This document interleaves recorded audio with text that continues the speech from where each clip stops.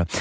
S'il vous est déjà arrivé d'être cambriolé, vous vous souvenez probablement, au-delà des conséquences matérielles, du choc psychologique que cela peut entraîner. Il y a en France un cambriolage toutes les 2 minutes selon les chiffres du ministère de l'Intérieur.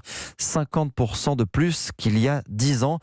Et Yasmina Katou, les assurances alertent sur un chiffre, 70% ont lieu en plein jour. Oui, car les voleurs sont de plus en plus rapides. Un cambriolage, c'est entre 4 et 6 minutes, révèlent les experts. Dans 46% des cas, les cambrioleurs visent les bijoux, faciles à transporter et à revendre ensuite.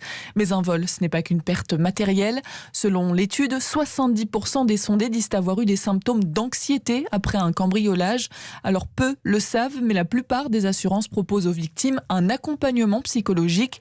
Les syndromes post-traumatiques ne doivent pas être négligés, selon Arnaud Ferrari, psychologue pour un groupe d'assurance. C'est souvent évoqué comme un viol et sur le plan psychologique, effectivement, il y a quelque chose de cet ordre-là. On perd un sentiment de sécurité, ça porte atteinte à notre intégrité psychologique. Et en fait, le fait de mettre des mots sur ce qu'on ressent, ça nous permet de nous en distancier un peu. Le meilleur moyen d'éviter le traumatisme reste de protéger sa maison.